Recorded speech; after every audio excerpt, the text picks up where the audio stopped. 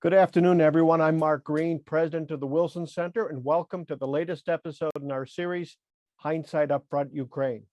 With Hindsight Upfront, we go beyond mere data and information and try to apply knowledge, learning, and objective analysis to key foreign policy developments as they're still occurring.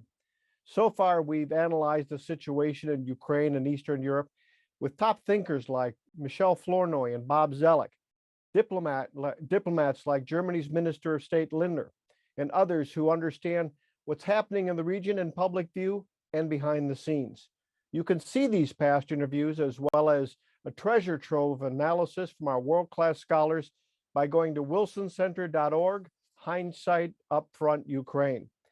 Today, we'll look at some of the military and security aspects of the growing crisis by talking with the chairman of the House Armed Services Committee, Representative Adam Smith.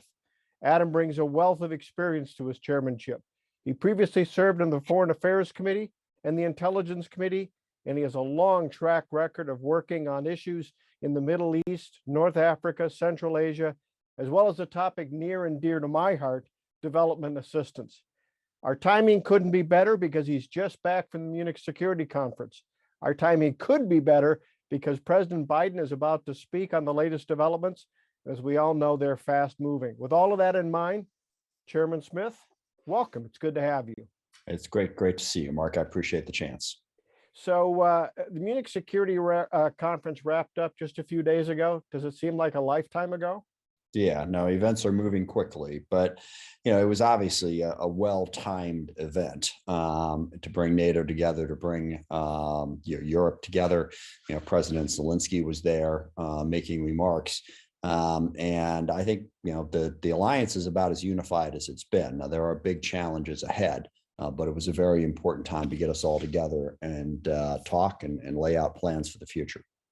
Yeah, and that's really what I wanted to get at. So I attended the last in-person Munich Security Conference, and I think it's fair to say there were a few rubs between the U.S. and some of our allies, but we saw unity. Certainly, publicly, we saw unity coming out of this Munich Security Conference. So the question is, what were they unified on? Well, I think that the biggest thing is an understanding that there is now a palpable threat in Europe.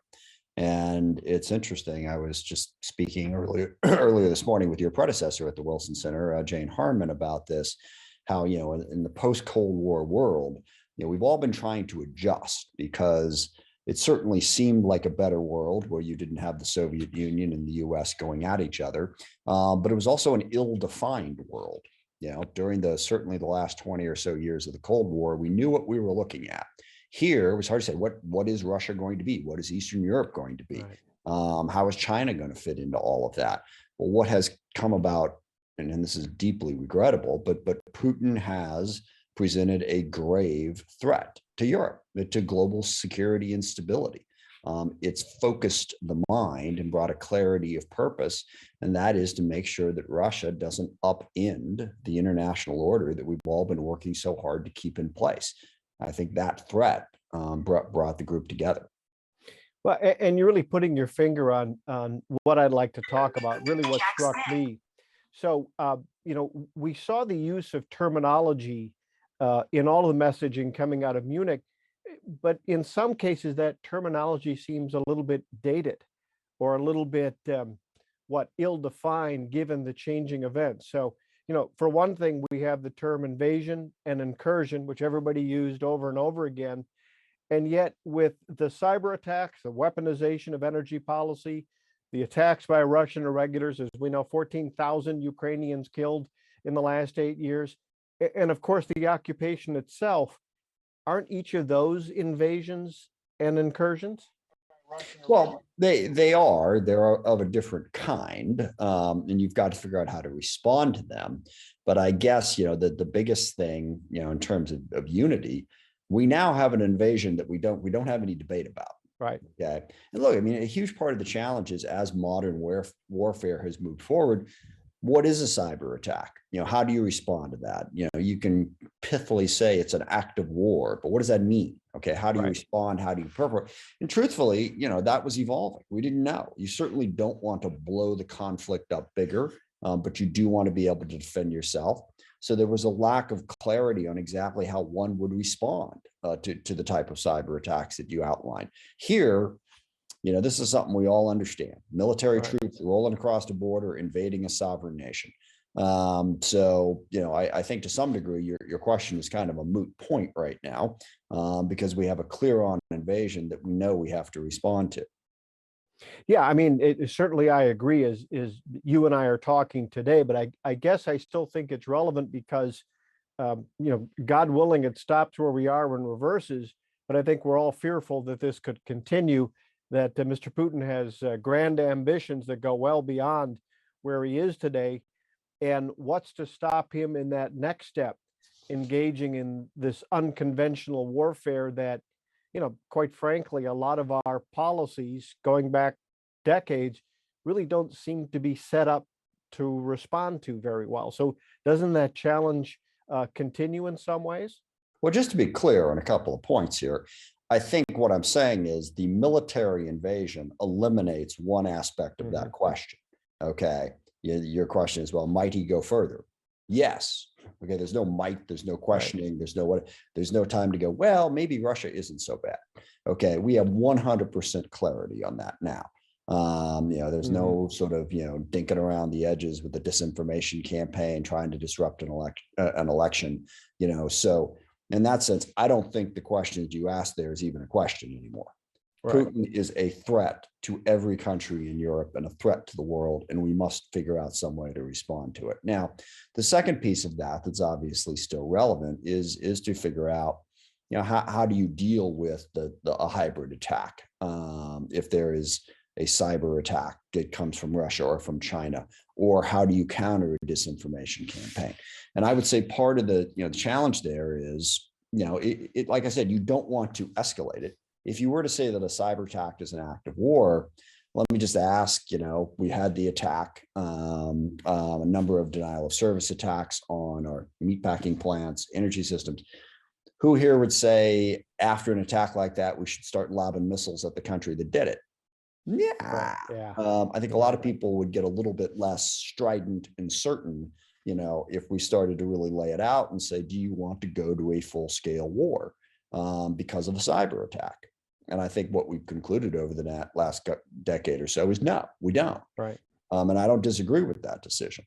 We have in some instances responded, cyber for cyber. So it's a difficult question to answer, but not one that I don't think the answer is you treat it like any other attack.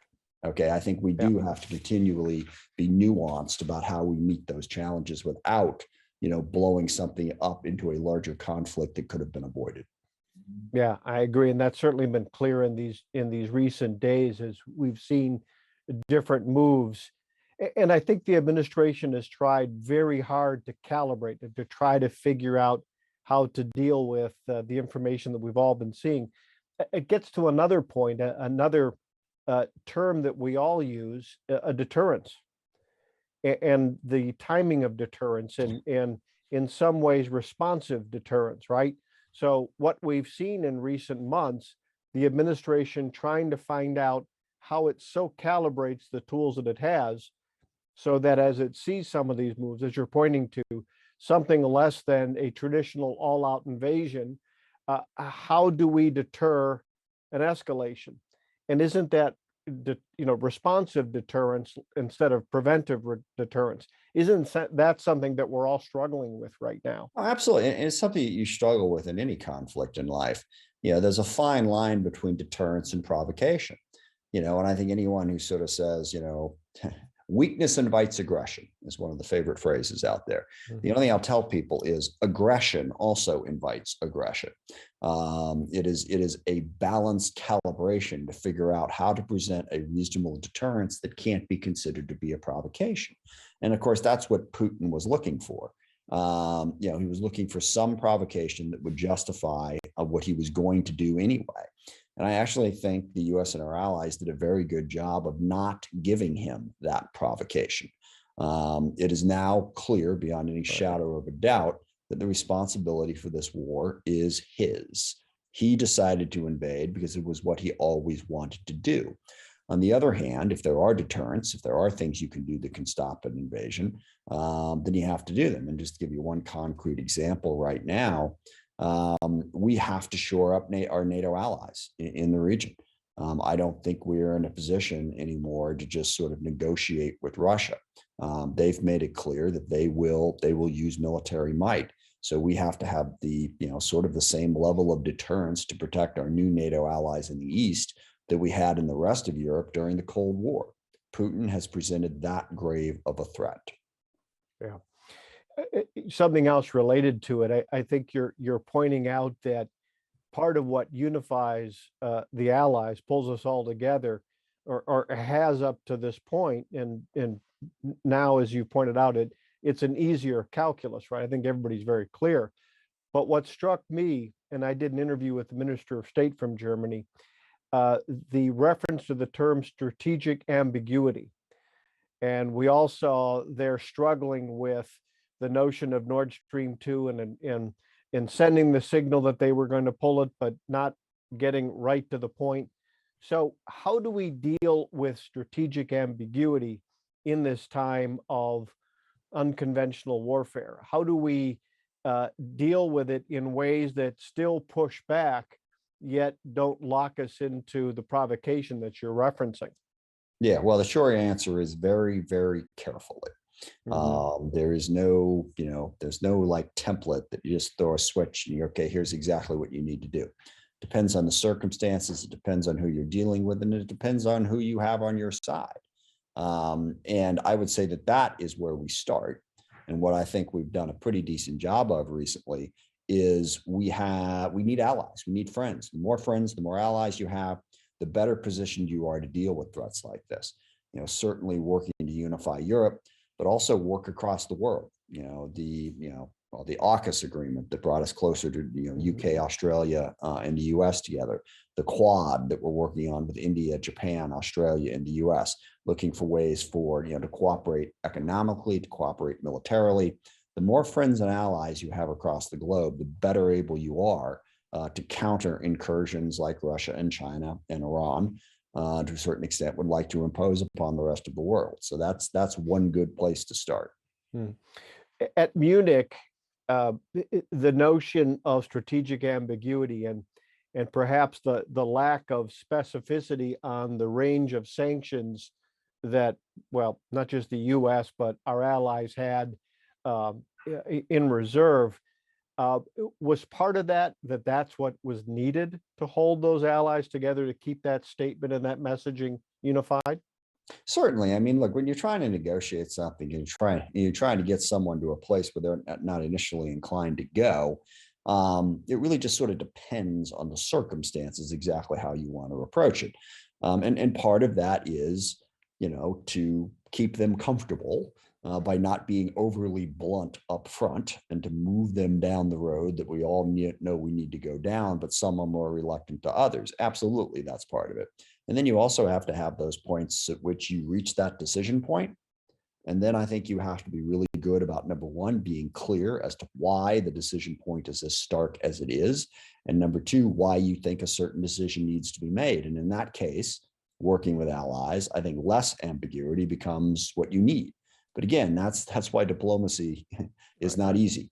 It depends on the circumstances, depends on the allies you're dealing with and the threats that you're trying to contain. Now, with Ukraine, with Russia, I think we have clarity. What Russia has made clear is they will pose a conventional military threat to their neighbors. No ifs, ands, or buts about it. It's not just cyber, it's not just disinformation. They will pose a traditional mechanized military threat to their neighbors. And therefore, we must have a way of deterring and defending against that mechanized military threat. Yeah, most definitely. But let me ask this, and perhaps this is only a question that you and I can answer weeks from now and months from now. One risk I think that we run, it's been pretty clear that the Biden administration and all of our allies wanted to use sort of economic tools as opposed to kinetic tools in dealing with the growing threat. Obviously, Vladimir Putin knows that as well, or has known that, and he's had weeks and months to take steps. He's squirreled away many hundreds of millions, hundreds of billions of rubles to withstand sanctions. He's protected some of their cyber assets as a way of holding back against what we might do. Do we all run the risk that he's had too much time to prepare? Oh, well, certainly. But it is what it is at this point. And I would certainly say, I certainly feel that we are in a stronger position than Russia on a whole series of issues. Without question, Putin has made a lot with a little. But now that he has 100% revealed himself, our assets outnumber his. And I think we need to begin to employ those. And like I said, that means shoring up the military strengths of our NATO ally, Poland, Romania, the Baltics. We need to recommit to building that military defense, and we need to be more aggressive in the cyber and the information warfare arena as well. This is now a full-on conflict, even if we're not actually shooting at each other. I also think that we need to, outside of Ukraine, obviously, NATO is not directly confronting Russia. But I also think we need to answer the question of how aggressive do we want to be supporting a Ukrainian insurgency? Because that's the really interesting question here. Right. Putin's got 150,000 troops going into Ukraine. I think the United States can speak with experience, about how limited an effect 150,000 troops can actually have in a country. And Ukraine is a bigger country than Afghanistan, certainly in terms of population. So he's going to have a devil of a time. He is not going to be able to contain Ukraine if Ukraine does not cooperate. He's just not. And Ukrainians are fighting for their lives. Yes. Putin may be fighting for power and territory. They're fighting for their very lives. And we need to be prepared to support them in that fight. I think we need to be prepared to support that insurgency in a similar way that we supported the insurgency in Afghanistan. I mean, I've seen a number of people talking about forcing Putin to swallow a porcupine. So as part of what we're trying to do here is maybe sharpen the quills or add a few more. Absolutely. And look, I mean, to put it quite bluntly, it is, I think, the greatest imperative thus far in the 21st century that Putin fail in Ukraine. If he is successful in what he launched yesterday, that sends an ominous message to the world. That basically that towards a blunt military aggression is the only way to go. And that will be the world that we will begin to live in. If he fails in Ukraine, I think it sends a strong message to others similarly inclined. And what you're pointing to is something that struck me in the last 24 hours. I was recently meeting with some friends of ours, diplomatic friends from the Far East. And they were indicating that they normally sort of keep their head down and not really get out there in terms of taking sides in conflicts and potential conflicts. But what they pointed to was the disruption in the world order, the upending of the framework that they actually need to accomplish their economic goals. So all of a sudden, if there was a lot of hard work needed to pull the alliance together, now you have a number of people or a number of countries are looking and saying, hey, wait a minute, this is serious, and our own self-interest is impacted and affected. Yeah, well, and that's why I talk about, building alliances, certainly in Europe, but across the globe. And certainly, China is the other country in all of this. People are very aware of the threat that China poses to Taiwan. Less well documented, at least outside of sort of Wilson Center type circles, is the degree to which China is threatening the sovereignty of dozens of nations, certainly the ones immediately around them. But China is also pushing its way into Africa. They're violating fishing rights of countries, from one end of the globe to the other. They are basically treating sovereignty as irrelevant to their needs. So as nations look around at the threat, and they look at what's going on with Russia, if the idea is given to China that this is perfectly okay, then that is a threat to dozens, scores of nations across the globe. So we have an opportunity to try to bring those nations together to stand up for sovereignty. Ukraine's close to my heart. I suspect Ukraine is close to your heart as well. But what you're suggesting is this is about so much more than Ukraine. So even for those countries that perhaps Ukraine was distant to them, this is about world order. This is about a lot more than Ukraine and the challenge, the direct threat that they face. I think it's also a great challenge to American leadership. Look, we've had a strong amount of ambiguity about our leadership role in the world in the last 20 years, without any question.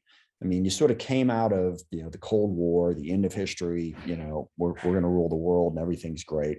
And I think a number of mistakes were made in the aftermath of that. Mistake number one was the thought that the goal in the post-Cold War world was for America to remain dominant. I think that was a terrible message to send to the world at that point. Our goal should have been to be a major player in helping to maintain global order. The idea that we should be the dominant power in the world, we couldn't afford to have a pure competitor, we had to keep everybody down, sent the wrong message to the world. And then, of course, 9/11 required us to get into Afghanistan. It did not require us to get into Iraq. But I think at this point in history, we have to reassert ourselves and be unapologetic. Okay, the world can say, well, you invaded Afghanistan, you invaded Iraq, dramatically different circumstances. Okay, Saddam Hussein had started a war with Iran, had taken over a sovereign country in Kuwait, was developing nuclear weapons. There was every reason to show that he was not following the rules of global order. Ukraine, none of that. We cannot be apologetic about our role in the world. We have to be a leader working with other nations, not our way or the highway, but we have to be a leader standing up for economic and political freedom and for a rules-based global international order. And we cannot apologize about that. It is our role in the world, and we can't fall into a Trumpian America first isolationist nonsense. Okay, maybe we'd like to imagine a world where we didn't have so much responsibility. Okay, maybe, but that's not the world we live in. It is just the nature of what happened in World War II and everything since, that we have a great deal of power in the world and a great deal of responsibility. We can't avoid it. We can either do it responsibly and effectively or irresponsibly and ineffectively. So I think we need to embrace our role. Yeah, the way I always put it is, look, I don't have all the answers. I don't think the US has all the answers, but of this, I'm very sure the world doesn't get better if America steps back or recedes into the shadows. That, I think, is absolutely true and indisputable. Let me pull you back to something a little more practical, but also forward-looking. You're the chairman of the Armed Services Committee. We know what that encompasses, tremendous responsibility. It keeps America safe, projection of American leadership. But do we also need to think about realigning the portfolio?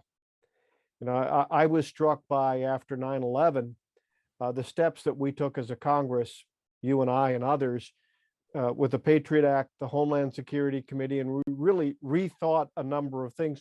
And we even worked to make sure that our development tools help to take on and counter some of the conditions that bad guys and extremists like to exploit. But aren't we in a place where we're going to need to think of that again? When we take a look, some have characterized what we've seen to date as the TikTok war.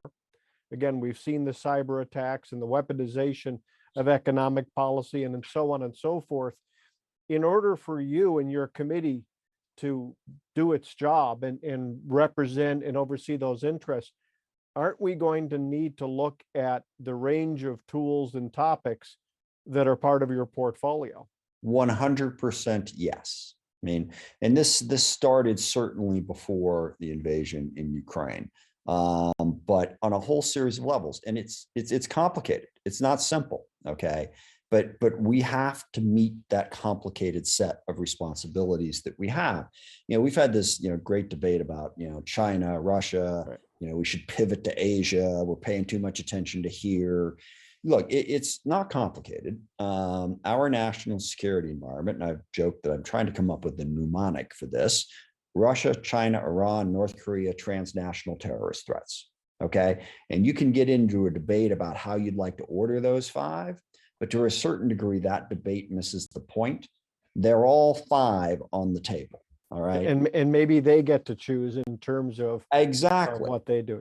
We can't just say, well, you know what, we're going to pay attention to China because it's top. So that means no, all five of those things are on the table and we have to worry about them to a varying degree. So that's one. But two is the nature of modern warfare and modern conflict. Okay. And the devil of it is, we're seeing what's happening in Ukraine. So certainly your basic massing of force for mechanized warfare has not gone away. All right. But a whole bunch of other things have emerged: technology and innovation, information and survivability. To me, the way those threats have emerged comes down to those two words: information and survivability. Our ability to move information and get it to the people who need it most instantaneously and to protect it is key to being successful in warfare. And the second thing is, what is a survivable system? The swarm of drones issue brings this home. Okay. A swarm of drones can get into areas that an aircraft carrier and an F-35 can't. I mean, think about that for a second. We spent all this money, certainly on the F-35 and other things, trying to come up with a platform that's going to be more survivable. That's the whole point of the F-35. It's stealth, whatever. But there are air defense systems that are going to make it difficult for the F-35 to survive, that a much cheaper swarm of drones can penetrate. I want people to really think about what happened in Ethiopia in the last 3 or 4 months. Ethiopia got into this civil war conflict, which is a whole bunch of different layers to it. But the bottom line is that the insurgents, the whatever you want to call the group that was challenging the Ethiopian government, was winning. They were winning so overwhelmingly that I'm sure from your friends in the State Department that we were telling people to get the hell out of Addis Ababa because the insurgents were coming. Ethiopia went out to Turkey, the UAE, and Israel, bought a bunch of drones, and turned it like that. Now they've pushed the rebel group back into the territory they were in before. How expensive do you think that was compared to everything? So we have got to be able to innovate. We've got to be able to use AI. We've got to be able to, so we got to meet all 5 of those threats and also be aware of how warfare is changing on cyber, on information, on new systems, on more survivable systems. So yes, I mean, the challenge is right there in front of us. And I know we're up against the clock here, but last word on this: nobody in the world is better positioned to meet that challenge than the United States of America. Nobody. And it's not even close. Yeah. Well, and as you've said earlier, and I think it's dead on. So we know today, as you and I are sitting down, as the president is about to speak, things have been clarified with respect to Ukraine and the current crisis and conflict. But perhaps things haven't been fully clarified or fully understood in the months leading up to it, in the sense that going forward in the future, in order for Chairman Adam Smith to be able to do his job in the work that you do and the oversight that you do, we really need to think about the range of tools that need to be part of your discussion, your jurisdiction, and your oversight. So maybe the risk that we have is that we focus solely on the more traditional conflict that's occurring today, and we forget or don't pay enough attention to some of the murkier developments in the time leading up to it. Yeah, it's 3-dimensional chess. It's not checkers, but I think we have the ability to do it. Adam Smith, Chairman Smith, thank you. I really appreciate your time. I really appreciate your thoughts.